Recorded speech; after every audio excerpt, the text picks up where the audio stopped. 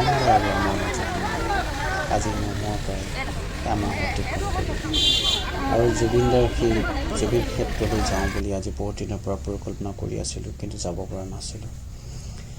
আৰু আজি এমাহ অতিক্ৰম কৰাৰ পাছত আজি জুবিন ক্ষেত্ৰলৈ বুলি ৰাওনা হৈছোঁ।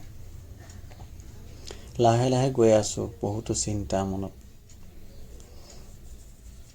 বহুতো আশা সপোন বুকুত বান্ধি জুবিনদাৰ সৃষ্টিৰাৱলীবিলাক মনত পেলাই পেলাই সেই জুবিন ক্ষেত্ৰলৈ বুলি লাহে লাহে আগবাঢ়ি আছোঁ।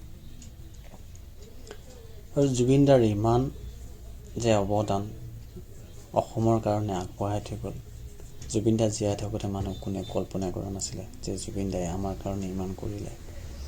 এতিয়া মানুহজন ঢুকোৱাৰ পাছত প্ৰতিজন মানুহে অনুভৱ কৰিছে আৰু অনুতপ্ত হৈছে, সকলোৱে দুখ প্ৰকাশ কৰিছে যে জুবিনদাই জীয়াই থাকোঁতেই সেই মৰমকণ কিয় নাপালে, কিয় নিদিলে সমাজে বা মানুহখিনি আমি কিয় নিদিলোঁ তেখেতক। প্ৰতিজন অসমীয়াই এতিয়া সেই কথাটোক ভাবি বহুত মনত কষ্ট পাইছে। আৰু প্ৰতিটো জাতি ধৰ্ম মানুহক একত্ৰিত কৰি থৈ গ'ল আৰু একত্ৰিত কৰাৰ চেষ্টা তেখেতে জীয়াই থাকোঁতেই কৰিছিলে। কিন্তু তেতিয়া কোনোৱে অনুভৱ কৰা নাছিলে জুবিনদাৰ কথাবিলাক মানুহে অলপ ধেমালি সুৰত লৈছিলে বা অলপ খুহুতীয়া কৰি থৈ দিছিলে। মানুহে সেইবিলাক ইমান গুৰুত্ব সহকাৰে লোৱা নাছিলে, কিন্তু জুবিনদাই সেইবিলাক বহুত চিন্তা চৰ্চা কৰি তেখেতে সেই কথাবিলাক প্ৰকাশ কৰিছিলে। আৰু তেখেতে কৈ যোৱা কথাবিলাক কামবিলাক আজি আখৰে আখৰে প্ৰতিজন মানুহে অনুধাৱন কৰিবলৈ পাৰিছে। যিহেতু ৰাজনীতি এনেকুৱা এটা লেতেৰা বস্তু, যিটো ৰাজনীতিয়ে গোটেই সমাজখনক থান বান কৰি একদম চেচ কৰি পেলায়। আৰু সেই ৰাজনীতি গোটেইখন থান বান কৰি গোটেই সমাজ ব্যৱস্থাটোক সকলোকে জাতিভেদ প্ৰথা এইবিলাক দেখুৱাইছিলে। আৰু জুবিনদাই জীয়াই থাকোঁতে সেইকাৰণে প্ৰতিটো দলকেই আঙুলি দেখুৱাই কথা কৈছিলে। আৰু এইবিলাক হিন্দু মুছলিম জাতিভেদ কথাবিলাক কোৱাৰ কাৰণে তেখেতে ৰাজনীতিৰ পৰা সদায় আঁতৰত আছিলে। আৰু যি দলেই নহওক যিকোনো কথা তেখেতে মুখামুখিকৈ প্ৰকাশ কৰিছিলে। আৰু সেইকাৰণে তেখেতক বহুত ৰাজনৈতিক দলৰ ব্যক্তিয়ে বেয়া পাইছিলে। আৰু জুবিনদা এনেকুৱা এজন সৎ সাহস থকা ব্যক্তি, যিজনে কাকো কথা ক'বলৈ ভয় নকৰে, সঁচা কথা তেখেতে ক'বই। আৰু তেনে এটা মানসিকতা আৰু তেনে এটা দৃষ্টিকোণ সকলোৰে থকা দৰকাৰ। যিহেতু বেয়াটো বেয়া বুলি ক'ব লাগে, ভালটো ভাল বুলি ক'ব লাগে, সেনেকুৱা সৎ সাহস থাকিব লাগে। যোন মুখ্যমন্ত্ৰী, যোন মিনিষ্টাৰ, যি প্ৰাইম মিনিষ্টাৰ যোনেই নহওক, যোনে বেয়া কৰিছে বেয়া বুলি ক'ব লাগে, যোনে ভাল কৰিছে ভালটো প্ৰশংসা কৰিব লাগে। সেই সাহসকণ সকলোৰে থাকিব লাগে।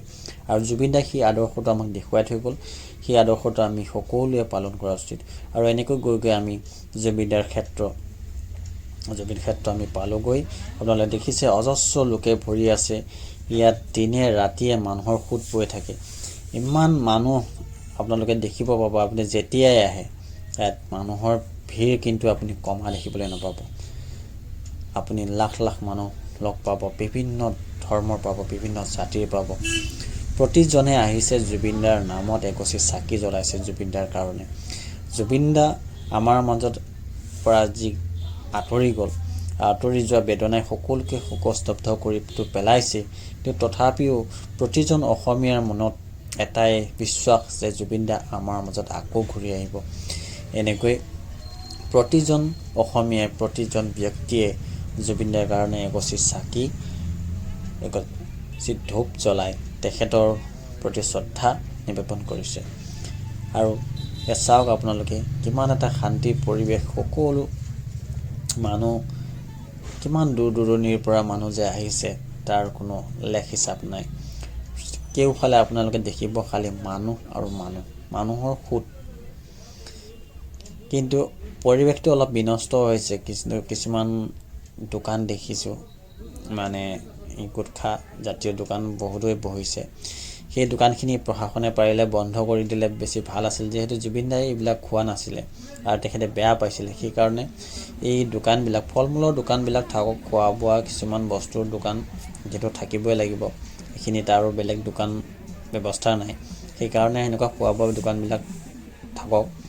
কিন্তু তামোল, চিগাৰেট, বিড়ি, চাধা এইবিলাক যাতে আঁতৰত ৰাখে জুবিনাৰ ক্ষেত্ৰৰ পৰা। আৰু মানুহে এইবিলাক খাই য'তে ত'তে পিকাই পৰিৱেশটো অলপ বিনষ্ট কৰিছে, মানুহে সেইবিলাক ধ্যান ৰখা উচিত। আৰু এই দেখিছে জুবিনদাৰ সমাধিৰ ক্ষেত্ৰত কিমান মানুহে যে গামোচা লৈ আহিছে, বহুতে জুবিনদা জয় জুবিনদা জাষ্টিছ। আৰু আজি এমাহ পাৰ হৈ গ'ল, আজিলৈকে জুবিনদাৰ ন্যায় তদন্ত এতিয়ালৈকে মানে আমি ন্যায় পোৱা নাই। আচলতে আমি ন্যায় কিয় এতিয়ালৈকে পোৱা নাই, ইয়াত কাৰ মানে আপোনালোকে দুৰ্বলতা দেখিছে বাৰু, আপোনালোকে কমেণ্টত প্ৰকাশ কৰিব।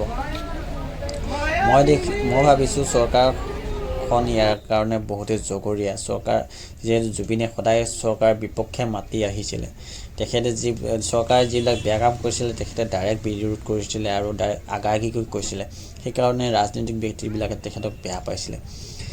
আৰু এতিয়া সেইকাৰণে তেখেতৰ মৃত্যুৰ পিছত তদন্তৰ গতিটো মানে লাহে লাহে ধিমি হৈ গৈ আছে, লেহেমীয়া হৈ গৈছে, মানে বহুতেই মানে এটা বেয়া দিশলৈ গৈ আছে।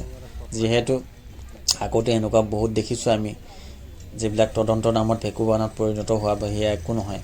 আৰু এতিয়া তেনেই হ'বগৈ যেন লাগিছে, আমাৰ মনত তেনেকুৱা এটা ভাবি মানে আহিছে। জোনমণি ৰাভাৰ ক্ষেত্ৰতো আপোনালোকে দেখিছে, যাতে এনেকুৱা নহওক সেইকাৰণে সকলোৱে লিখিব কমেণ্টত জাষ্টিছ ফৰ জুবিন গাৰ্গ। প্ৰতিজন ব্যক্তিয়ে দিনত 100 বাৰমানকৈ হ'লেও জাষ্টিছ জুবিন গাৰ্গ লিখক, প্ৰতিজন ব্যক্তিয়ে লিখক, যাতে গোটেই বিশ্বই যাতে গম পায়, এই বিষয়টো যাতে বিশ্ব কঁপাই তুলিব পাৰে। কাৰণ আমাক ন্যায় লাগিবই, আমি প্ৰতিজন অসমীয়া আমি ন্যায় বিচাৰোঁ, আমাক ন্যায় লাগিবই, জুবিনদাৰ ন্যায় দিবই লাগিব। যি চৰকাৰে নহওক, যি দলেই নহওক, আমাক কোনো মতলব নাই, আমাক কেৱল লাগে জুবিনদাৰ ন্যায়। আৰু আমি প্ৰতিজন অসমীয়া, আমি প্ৰতিজন ভাৰতীয়ই মনত ৰখা উচিত, আমি জুবিনদাৰ আদৰ্শৰে অনুপ্ৰাণিত হৈ প্ৰতিজন মানুহে জুবিনদাৰ দৰে চিন্তা চৰ্চা কৰা, জুবিনদাৰ দৰে কাম কাজবিলাক কৰাৰ আমি চেষ্টা কৰিব লাগে। আমি জুবিনদাৰ প্ৰতিটো কথা, প্ৰতিটো চিন্তা, প্ৰতিটো কাম আমি আখৰে আখৰে পালন কৰিবলৈ চেষ্টা কৰিব লাগে।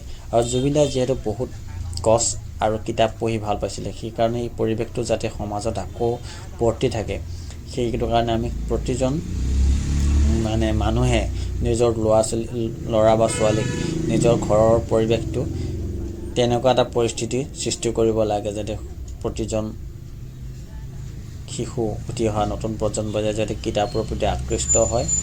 আৰু আমি প্ৰতিজন ব্যক্তিয়ে বেছিকৈ নহ'লে এটাকৈ নাহৰৰ পুলি মানে ৰোৱাৰ প্ৰতিদিনে আমি প্ৰয়াস কৰিব লাগে। জুবিনদাই যিহেতু নাহৰৰ গছ বহুত ভাল পাইছিলে, সেইকাৰণে আমি প্ৰতিজনে নাহৰৰ গছ আমি ৰুব লাগে। আৰু এই শিলচটা যি শিলত জুবিনদাই বহিছিল, এখন্তেক জিৰাইছিল, ক'ৰবাৰ পৰা প্ৰগ্ৰাম কৰি আহি তেখেতে এই শিলচটাৰ মাজতে আহি বহিছিল। আৰু এইখিনিত বহুত জংঘল আছিল, এতিয়া জংঘলবিলাক কাটি দিছে।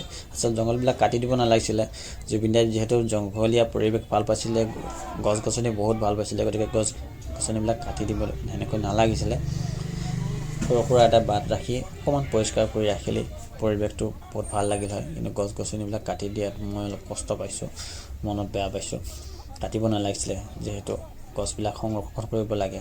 আৰু অলপ দিনত এটা নিউজ শুনিলোঁ, জুবিনদাই ঢুকোৱাৰ পাছতে যিখিনি মানে এই অভাৰব্ৰিজৰ ওচৰত যিখিনি গছ কটাত জুবিনদাই বাধা আৰোপ কৰিছিল, সেই গছবিলাক জুবিনদাৰ ঢুকোৱাৰ পাছতেই সেই গছবিলাক কাটি দিয়া বুলি শুনিছোঁ। আচলতে এইটো